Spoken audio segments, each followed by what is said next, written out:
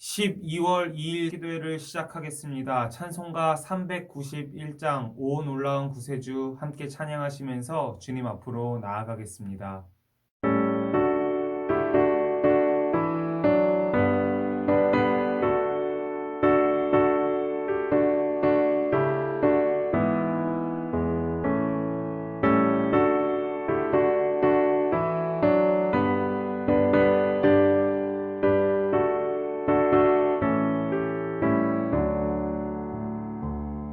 오 놀라운 구세주 예수 내 주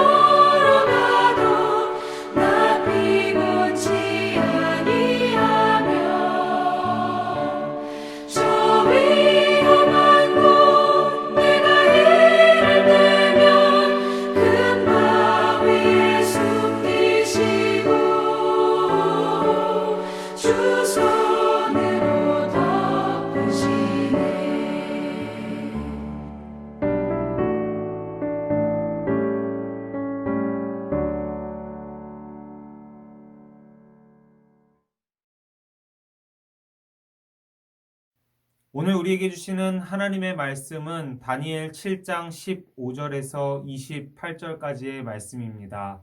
다니엘 7장 15절에서 28절까지의 말씀, 제가 가진 성경 구약 성경 1246쪽에 있습니다. 다니엘 7장 15절에서 28절까지의 말씀입니다.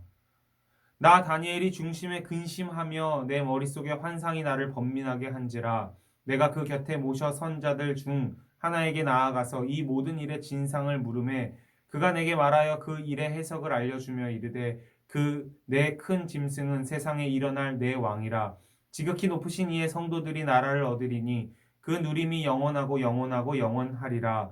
이에 내가 넷째 짐승에 관하여 확실히 알고자 하였으니 곧 그것은 모든 짐승과 달라서 심히 무섭더라. 그 이는 쇠요 그 발톱은 노시니 먹고 부서뜨리고 나머지는 발로 밟았으며 또 그것의 머리에는 10뿔이 있고 그 외에 또 다른 뿔이 나오매 세 뿔이 그 앞에서 빠졌으며 그 뿔에는 눈도 있고 큰 말을 하는 입도 있고 그 모양이 그의 동류보다 커 보이더라. 내가 본즉 이 뿔이 성도들과 더불어 싸워 그들에게 이겼더니 옛적부터 항상 계신 이가 와서 지극히 높으신 이의 성도들을 위하여 원한을 풀어주셨고 때가 이름에 성도들이 나라를 얻었더라. 모신자가 이처럼 이르되 넷째 짐승은 곧 땅의 넷째 나라인데 이는 다른 나라들과 달라서 온 천하를 삼키고 밟아 부서뜨릴 것이며 그 10뿔은 그 나라에서 일어날 10왕이요 그 후에 또 하나가 일어나리니 그는 먼저 있던 자들과 다르고 또 새 왕을 복종시킬 것이며 그가 장차 지극히 높으신 이를 말로 대적하며 또 지극히 높으신 이의 성도를 괴롭게 할 것이며 그가 또 때와 법을 고치고자 할 것이며 성도들은 그의 손에 붙임 바 되어 한 때와 두 때와 반 때를 지내리라. 그러나 심판이 시작되면 그는 권세를 빼앗기고 완전히 멸망할 것이요 나라와 권세와 온 천하 나라들의 위세가 지극히 높으신 이의 거룩한 백성에게 붙임 바 되리니 그의 나라는 영원한 나라이라. 모든 권세 있는 자들이 다 그를 섬기며 복종하리라. 그 말이 이에 그친지라. 나 다니엘은 중심에 번민하였으며 내 얼굴빛이 변하였으나 내가 이 일을 마음에 간직하였느니라. 아멘. 사랑하고 축복합니다. 오늘도 새날 새 아침을 허락하신 하나님께 감사하시면서 말씀 앞으로 한 걸음 더 나아오시고 그 말씀 따라 살아가는 하루 될 때에 승전가가 울려 퍼지는 하루 되실 수 있기를 주님의 이름으로 축복합니다. 오늘 말씀은 다니엘서 7장 앞부분에서 나왔듯이 다니엘이 직접 보는 환상에 대한 구체적인 해석이 나오는 장면이 오늘 말씀의 대부분의 내용이라고 보시면 되겠습니다.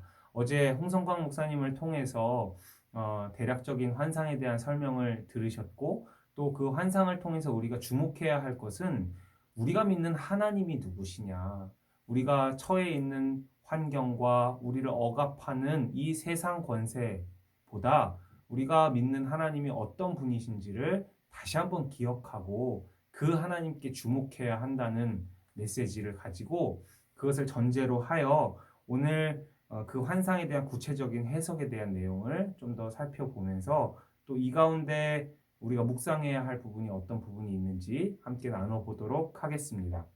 오늘 7장 15절에서 18절은 어제 다루었던 그 환상에 대해서 이제 천사가 직접 해석해주는 내용이 나옵니다. 대략적으로 그 첫 번째 짐승, 두 번째 짐승, 세 번째 짐승, 네 번째 짐승이 쭉 나온다는 그 환상 가운데 이것들이 제국을 뜻하는 것이고 그 제국이 성도들을 힘겹게 한다라고 하는 내용이 이제 해석되어지게 되는 것이죠. 특별히 19절에서 22절까지 내용을 보면 다니엘이 넷째 짐승에 대해서 더욱 관심을 갖고 궁금해하는 것을 볼 수 있고요. 그에 따라서 추가적인 환상을 보는 장면이 나옵니다. 그리고 23절에서 27절까지는 이 추가적인 환상에 대한 추가적인 해석에 대한 내용으로 볼 수 있겠고요. 마지막 28절은 이 환상에 대한 내용과 해석이 마무리되는 결론 부분이라는 것을 표시해주는 구절이고 또 그에 따른 다니엘의 반응을 볼 수 있습니다. 2장에서도 우리 환상에 대한 내용이 나왔고 7장에서는 이제 다니엘이 해석해주는 것이 아니라 직접 보고 해석을 듣는 환상이 나오는데 그 환상이 지칭하는 내용은 같습니다. 2장에서 첫 번째는 황금으로 된 머리가 나오는데 이게 바벨론 제국을 상징한다고 보통 이렇게 풀이가 되거든요. 첫 번째 짐승인 독수리의 날개가 달린 사자, 이 7장에 나오는 이 짐승이 역시 바벨론의 제국을 상징한다라고 볼 수 있겠습니다. 2장에서 은으로 된 발과 가슴은 메데와 페르시아 제국을 상징했는데 역시 7장에서 나오는 두 번째 짐승인 세 개의 갈빗대를 문 곰은 메데와 페르시아 제국을 상징합니다. 2장에서 동으로 된 널쩍다리는 그리스, 헬라 제국을 상징했고요. 마찬가지로 7장의 세 번째 짐승, 네 개의 머리를 가진 표범은 이 헬라 제국을 상징한다고 풀이됩니다. 철로 된 다리, 2장의 마지막으로 나오는 이것은 로마 제국을 상징하고요. 7장에서는 네 번째 짐승, 용처럼 생긴 짐승이 나타나게 되면서 이것이 로마 제국을 역시 마찬가지로 상징하게 됩니다. 그래서 상징하는 이 이미지들은 각각 다르지만 결론적으로 이 다니엘서가 계속해서 말하고자 하는 메시지는 무엇이냐? 이스라엘 하나님의 나라 백성들이 바벨론 제국, 페르시아 제국, 헬라 제국, 로마 제국에 거쳐서 큰 강대국에 의해서 괴롭힘을 당하고 고난을 당하고 또 하나님의 이름이 짓밟히는 것처럼 느껴지지만 그럼에도 불구하고 그 가운데 하나님이 역사의 주관자 되셔서 다스리신다. 그리고 마침내 하나님이 그 서러움을 끝내주실 때가 올 것이고 하나님의 나라가 완성될 것이다 라는 그 메시지를 계속해서 주고 있는 것으로 우리가 이해하면 되겠습니다. 이런 배경을 전제로요. 제가 오늘 말씀을 묵상하면서 특별히 주목한 부분은 환상의 내용이라기보다 환상을 받은 후 다니엘의 태도입니다. 환상을 다 보고 나서 해석을 들은 후에 다니엘의 반응이 무엇이었는가? 28절 우리 같이 한번 읽어보겠습니다. 그 말이 이에 그친지라 나 다니엘은 중심에 번민하였으며 내 얼굴빛이 변하였으나 내가 이 일을 마음에 간직하였느니라. 제가 첫 번째로 주목한 표현은 이 일을 마음에 간직하였느니라. 다니엘도 이 환상을 듣고 마음이 복잡했던 것 같습니다. 이 얼마나 큰 계시를 받은 사건입니까?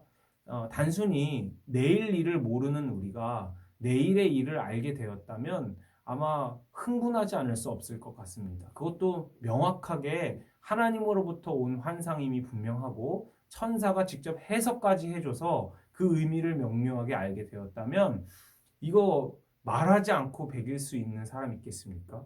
그런데 다니엘의 태도는 이것을 내가 이 일을 마음에 간직하였더라. 혼자 갖고 있었다라는 것이죠. 첫 번째로 우리가 오늘 말씀을 통해 묵상하고자 하는 포인트가 여기에 있습니다. 하나님의 뜻을 가볍게 대하지 않는 다니엘을 우리가 묵상해 보고 싶습니다. 하나님의 뜻을 알고도 하루 이틀에 대한 계시도 아니고 어마어마한 세월에 앞으로 지금 다니엘이 살고 있는 시대가 바벨론의 포로 시대인데 페르시아, 헬라, 로마 때까지의 환상을 그 엄청나게 많은 기간 동안의 환상을 지금 계시로 받은 다니엘이 그것을 떠벌리고 다니지 않고 그것으로 사람들에게 겁을 주고 다니지 않고 그것을 가지고 호들갑 떠지 않고 자기 마음도 복잡하고 번민하고 있으나 그러나 그것을 마음에만 간직하고 있었다라는 것이죠. 사랑하는 여러분, 우리가 기도하다 보면 하나님의 감동을 받는 일도 있지 않습니까? 때로는 신비적으로 하나님의 환상을 보는 은사를 받은 분들도 계실지 모르겠습니다. 그런데 그때마다 우리가 쉽게 범하는 우는 무엇이냐면 내가 마치 특별한 계시를 받았으니 이것을 빨리 알려야 되겠다라고 해서 이것저것 얘기하고 다니고 내가 기도 중에 이런 걸 받았는데 내가 기도 중에 이런 걸 봤는데 빨리 이렇게 해야 된다고 큰일 났다고 지금 아주 큰일이 다가오고 있다고 그렇게 막 그것을 전파하고 다니시는 분들을 종종 보게 됩니다. 그러나 다니엘은 더 큰 환상과 계시 앞에서도 그것을 마음에 간직하고 있었다라는 사실을 오늘 우리가 기억했으면 좋겠습니다. 환상을 가지고 또 하나님이 주신 감동을 가지고 그 이미지를 가지고 사람들을 두렵게 하고 호들갑을 떨기보다 마음에 간직하고 그것을 가지고 침착하게 시대를 읽고 또 그것을 가지고 천천히 하나님의 뜻을 구하는 다니엘의 그 마음, 하나님의 뜻을 가볍게 대하지 않는 다니엘의 태도를 우리가 지니기를 주님의 이름으로 부탁드리고 축복합니다. 두 번째로 제가 주목하고 싶은 다니엘의 태도와 반응은 오늘 우리가 읽었던 말씀의 첫 구절이자 또 마지막 구절인데요. 첫 구절이 15절이었습니다. 다시 한번 같이 읽어보겠습니다. 나 다니엘이 중심에 근심하며 내 머릿속의 환상이 나를 번민하게 한지라. 어제 나왔던 그 환상의 이야기를 듣자마자 보인 다니엘의 첫 번째 반응이 이 15절입니다. 환상을 보자마자 다니엘은 어떤 반응을 보였습니까? 나를 번민하게 한지라. 그리고 16절을 보니까 천사들에게 보이는 존재들에게 물어보고 답을 얻죠. 그럼 답을 얻었으면 사실은 번민하던 게 해결돼야 되는데 마지막 구절 우리가 아까 읽어보았듯이 28절에 보면 다니엘은 여전히 중심에 번민하였고 얼굴빛이 변했다. 그러니까 환상의 내용을 듣고 나서 속이 시원해졌다가 아니라 더 얼굴빛이 변하고 지금 근심하고 번민하는 것을 볼 수 있습니다. 여러분, 왜 다니엘은 번민했을까요? 아마 그 환상의 내용이 무시무시했기 때문에 그럴 것이다 라고 생각할 수 있습니다. 강하고 포악한 짐승들이 성도들을 못살게 구는 환상을 눈앞에서 보았으니 얼마나 심란했겠습니까? 그리고 끝이 보이지 않을 만큼 계속해서 점점 더 강해지는 제국들을 보며 다니엘이 얼마나 심란했겠습니까? 우리가 뒤숭숭한 꿈을 꾸고 일어나서도 또 그 꿈의 내용을 알고 나서도 굉장히 이게 하루 종일 심란할 때가 있지 않습니까?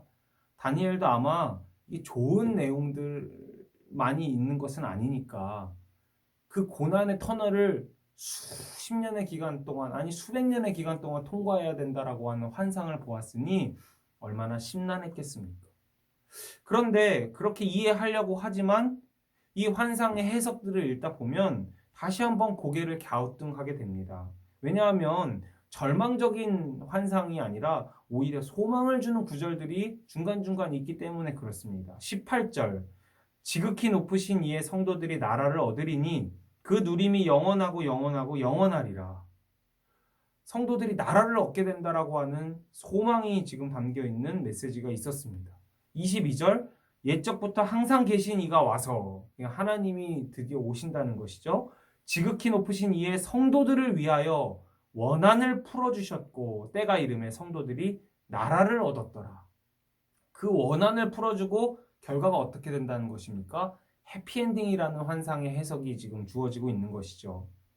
26절, 27절도 볼까요? 그러나 심판이 시작되면 그는 권세를 빼앗기고 완전히 멸망할 것이요. 나라와 권세와 온 천하 나라들의 위세가 지극히 높으신 이의 거룩한 백성에게 붙임 바 되리니 그의 나라는 영원한 나라이라 모든 권세 있는 자들이 다 그를 섬기며 복종하리라. 어제도 우리가 들었듯이 그 나라의 주인이 그 나라의 왕 대신 하나님이신데 그 하나님은 영원한 분이시다. 승리하시는 하나님이시다. 이 환상의 내용을 들었으면 사실 고난이 주어지겠지만 괴롭힘을 당하겠지만 서러움을 겪겠지만 우리 왕 되신 하나님이 원한을 풀어주시고 결국은 나라를 얻게 되고 그 영원한 나라에서 우리가 행복하게 거할 것이니 해피엔딩이구나 하고 할렐루야 하고 일어나야 하지 않을까요?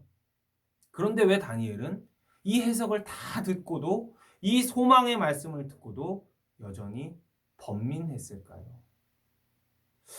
이 질문이 오늘 말씀을 준비하는 저에게 계속해서 따라다녔습니다. 그리고 제가 조심스럽게 내리는 묵상 결론은 이것입니다. 정답을 알아도 결론을 알아도 고난을 가볍게 대하지 않는 다니엘. 정답을 알고 결과를 알아도 겪어야 할 고난을 쉽고 가볍게 대하지 않는 다니엘의 모습을 묵상하게 되었습니다.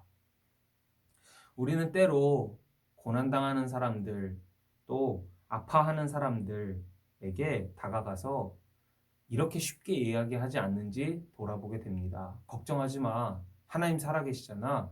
뭐가 문제야? 하나님이 결과적으로 다 선하게 일하실 텐데 정답이죠. 아멘 해야 할 일이죠. 믿음으로 취해야 할 결론임을 분명합니다. 그런데 그렇게 결론 지어서 쉽게 이야기하는 것이 당사자에게는 오히려 크나큰 위로가 아니라 크나큰 짐이요 부담이 될 수 있다는 사실, 우리가 다시 한번 생각해 보지 않을 수 없습니다. 다니엘은 물론 소망의 말씀을 들었고 결론을 해피엔딩이라는 결론을 들었지만 고난당하는 자신의 민족의 결과를 수백 년 동안 지켜봐야 한다는 사실이 마음을 무겁게 했을 것입니다. 이게 더 우리와 닮은 모습 아닐까 싶습니다. 물론 우리가 결론도 알고 하나님께서 마침내 우리에게 승리하실 것도 알고 하나님이 영원한 나라를 우리에게 선물해 주실 것도 믿고 그리고 우리의 모든 원한과 눈물을 풀어주시고 닦아주실 것도 믿지만 그러나 그것으로 고난을 쉽고 가볍게 대하지 않았던 다니엘처럼 자신의 민족이 겪어야 할 앞날을 함께 걱정하며 함께 번민했던 이 다니엘처럼 우리도 고난당한 이들 앞에서 쉽게 하나님의 뜻이라고 하나님의 계획이 다 있다고 그냥 쉽게 말하고 끝내지 않기를 주님의 이름으로 부탁드립니다. 저도 설교자로서 얼마나 쉽게 하나님의 뜻과 하나님의 계획을 설교했는지, 얼마나 그 성도가 겪어야 할, 앞으로 겪어야 돼야 할 그 고난에 대해서 함께 아파하고 함께 번민하며 그럼에도 불구하고 우리의 소망을 제시했는지 돌아보게 되는 대목입니다. 사랑하는 여러분, 오늘 말씀 두 가지로 제가 요약하며 정리하려고 합니다. 하나님의 뜻을 가볍게 대하지 않았던 다니엘, 또 그 정답과 결론을 이미 봤다고 해서 겪어내야 할 고난을 가볍게 대하지 않았던 다니엘, 그 다니엘의 태도를 통해서 우리가 환상과 또 하나님의 뜻과 계시를 안다고 해서 결론을 알고 있다고 해서 가볍게 경거망동하지 않고 더 겸손한 자리로 나아가는 모든 제일가족들, 새벽 예배자들 되시기를 주님의 이름으로 부탁드리고 축복합니다. 제가 기도하고 마치겠습니다. 하나님 감사합니다. 오늘 우리에게 그 엄청난 환상을 듣고도 번민하고 씨름하고 혼자 마음속으로만 간직하는 다니엘의 태도와 모습을 통해서 말씀을 믿고 이해하고 아는 신앙인인 우리가 어떻게 고난당하는 현실 속에서 태도를 취하고 살아가야 할지를 돌아보게 하시니 감사합니다. 주님 경거망동하지 않게 하시고 가볍게 하나님의 말씀을 떠벌리고 다니지 않게 하시고 고난당한 자 앞에서 쉽게 결론부터 얘기하지 않게 하시고 함께 아파하고 함께 씨름하며 그럼에도 불구하고 소망을 제시할 수 있는 진정한 하나님의 마음을 담은 하나님의 사람들 다 되게 하여 주시옵소서. 감사드리며 예수님의 이름으로 기도하겠습니다. 아멘. 이제 다 같이 조용히 기도의 자리로 나아가겠습니다. 기도하겠습니다.